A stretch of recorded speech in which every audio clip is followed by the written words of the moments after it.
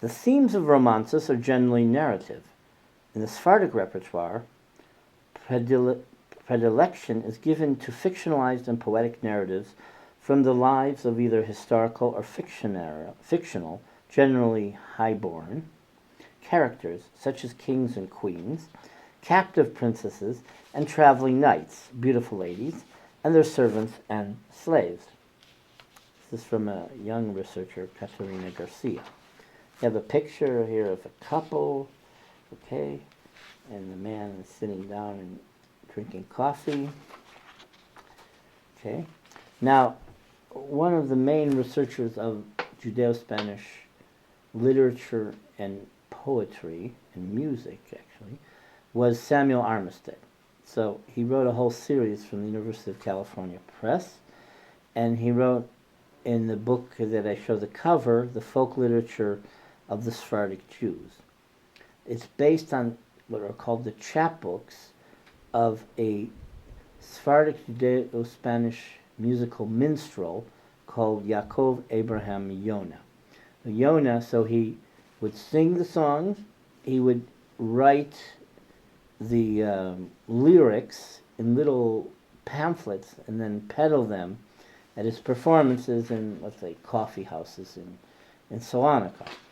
Now, so Armistead analyzed in several books many of Yonah's songs, ballads, romances, and later on in New York, a Jewish Sephardic Hispanist, Meir Benedette, he wrote Judeo-Spanish ballads from New York.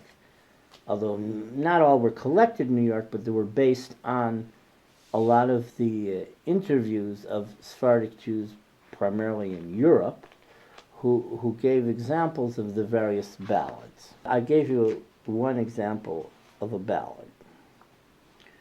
And here's some analysis, but it's in English, so you'll understand most of this. La Sierpe del Rio, the river snake. This ballad was cultivated and told in Salonika. Uncle and nephew go wandering through the fields. They approach a palace or a castle. They are drinking wine and wagering as to which of them will kill or subdue the river snake, or the old woman of the river. One of them will use a sword, the other an iron knife. Further along the way, in Antequera, there is a mill that will not turn with water or wine, but which turns with the blood of little children, little orphans, little children. This is the opposite. This is probably a paganistic custom that the Jews are repeating. Okay, I don't know of any blood libel that was instigated because of this, or the Jews were never blamed for this. But it's interesting. It's a double take on a blood libel narrative. The Ballad of La Sierpe del Rio ends our collection in an enigmatic note. With the text currently at hand, the story remains essentially impenetrable. The uncle, the nephew pair recall heroic figures of the Carolingian romances, yet they can hardly be considered heroic, since they are all in their cups and are intemperately wagering on each other's bravery.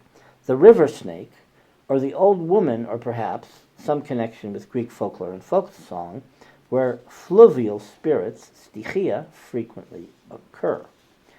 It is unclear, considering the monstrous mill that grinds with children's blood, which are merely van der Stopfen, or actually form some part, have a connection with the serpent or the female ogre of the river. Now, sometimes they appear before, and sometimes after the references to the uncle and the nephew and the snake, or to an old woman.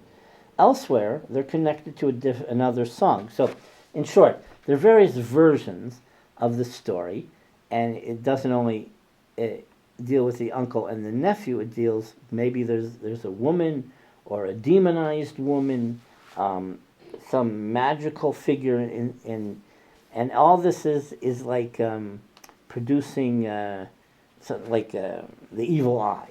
So because of all these activities and the fear of the snake, the mill isn't going to work.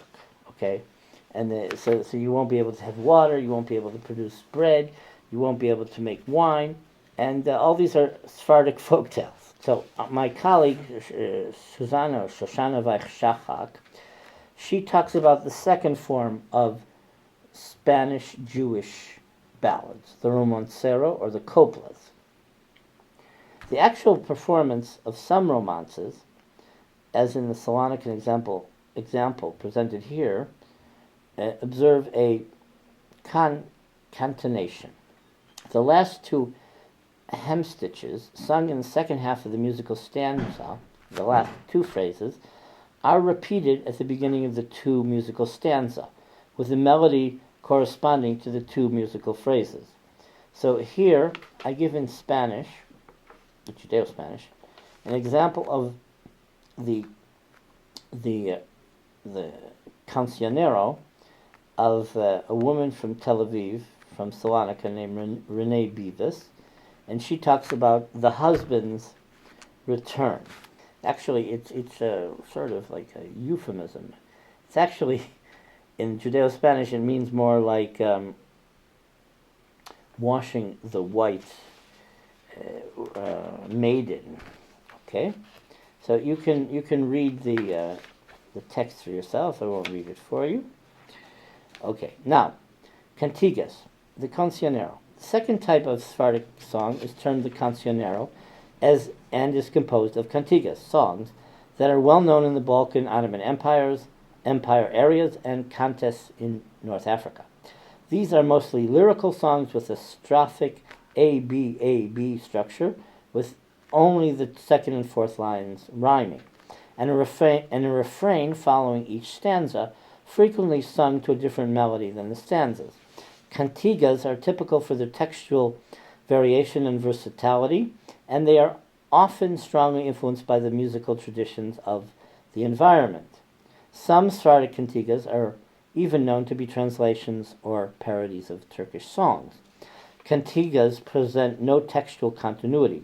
They are rather brief lyrical compositions, and although textual similarities have been identified in cantigas and certain medieval and later Spanish compositions, the cancionero repertoire is chronologically newer than the romancero and is believed to emerge exclusively after the expulsion of the Jews from Spain.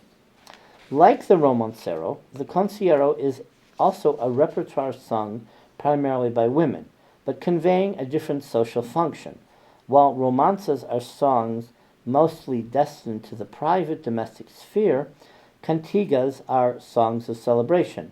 Most of them are thematically linked to wedding celebrations and courtship rituals. As such, they are performed by collectives of women, often sung in unison to a musical accompaniment which consisted mainly of a frame drum or pander, or the tambourine, and occasionally of other predominantly string instruments, which were usually played by men. Now, the last form which we're going to talk about are coplas.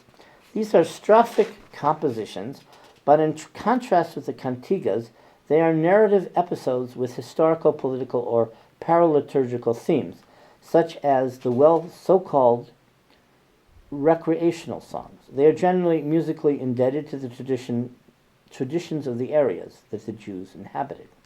Coplas, a very vital genre within Sephardic music, experienced exceptional popularity in the 17th and 18th centuries.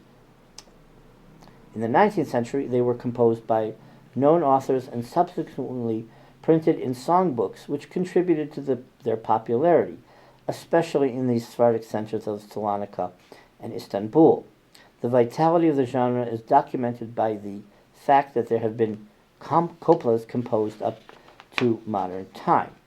Coplas are predominantly a male genre, as they are at least partly associated with writing and printing, unlike the romances and cantigas, which are exclusively orally transmitted by women. They are performed to instrumental accompaniment as part of religious festivals, like coplas de Purim or Hanukkah, and both family celebrations and social occasions. There is also a small body of coplas celebrating the life cycle, such as the coplas de Parida, songs of the mother-to-be. sung on the occasion of childbirth. But mostly this is a social, recreational, and religious paraliturgical genre. The instruments traditionally employed in the accompaniment of the coplas are usually local, mainly belonging to the string family, such as the oud and the violin.